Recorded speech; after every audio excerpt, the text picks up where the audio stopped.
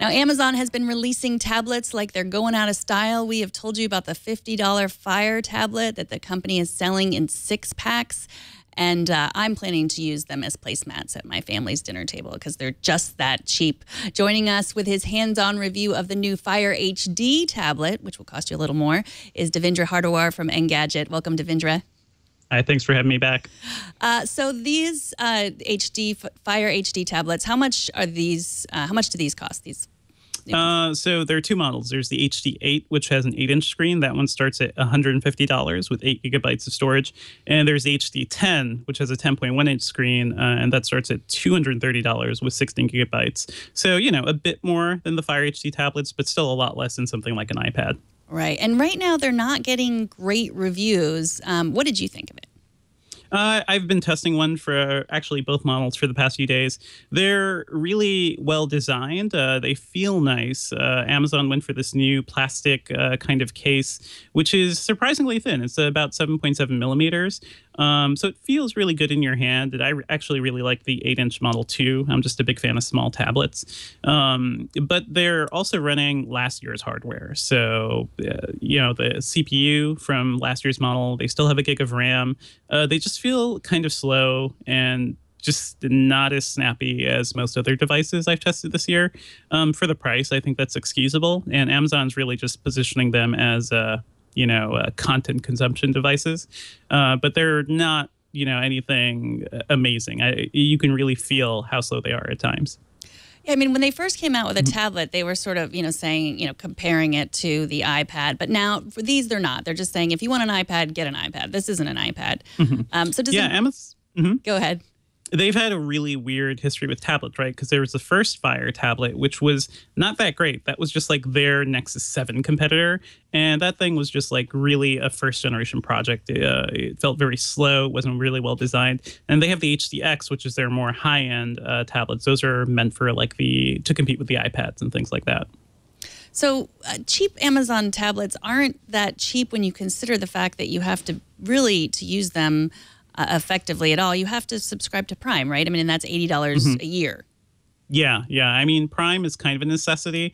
These things are basically just digital catalogs for Amazon. You could buy anything from their Kindle store, their movie library, or quickly make an Amazon order. It's not it's not a requirement to use these tablets, but it certainly makes using them a lot nicer because you have all that free video and stuff on Prime to watch and listen to. But you need that subscription to make that happen. And of course, a Prime subscription, you can get all kinds of other things. And but I just wonder when people are like, oh, a $50 tablet, if they understand really what's behind it. I mean, Amazon, especially the ones they designed for kids. I mean, they want to hook them early, right? Right. And honestly, for kids, it's a little problematic. I think they've designed some really nice kid-proof versions of their tablets. And they also have a decent warranty, too. Their kid tablets, I believe, have a no questions asked warranty for a couple of years. So you could just completely, if your kid trashes the screen or something, you could just get a new one really quickly. That sort of thing is nice. And Amazon's parental controls are actually pretty good too compared to most other Android tablets. But it is weird. It's weird that you're basically giving your kid a conduit to Amazon's storefront. And so you can't, I mean, do you have to have, how does the Prime subscription work? Is it a family or is it per tablet? You can share, I don't know the quite specifics on the Prime memberships, but you can have family members on them. And you can also have multiple tablets linked to a single account, which is what I think a lot of people do. Because I test so many tablets, I have 7 Kindles and Kindle Fire tablets all linked to my account, and it's working no problem. But then I just wonder if you can watch at the same time. I'm not sure the answer to this question too. Yeah. But I do think that if you have 3 children and you've bought them all tablets, I'm not sure that they can watch 3 different shows at the same time. But maybe they don't need to.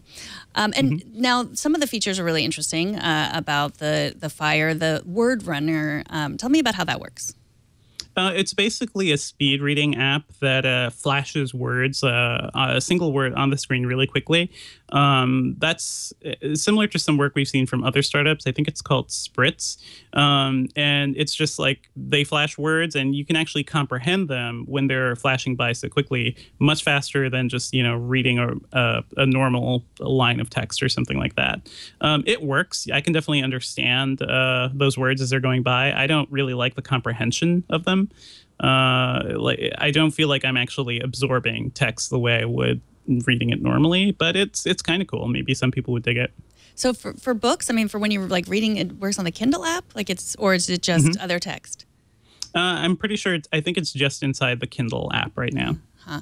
Yeah, because I've sometimes tried to listen to Audible books at the higher speeds, and I can't do that. It's just like, why do we need to consume that much information so fast? Yeah, we're not computers. We can consume things at normal rates. Yeah. Right. And so another announcement that just came out this morning was Amazon Flex, as long as we're talking about Amazon. Can you explain a little bit about what that is?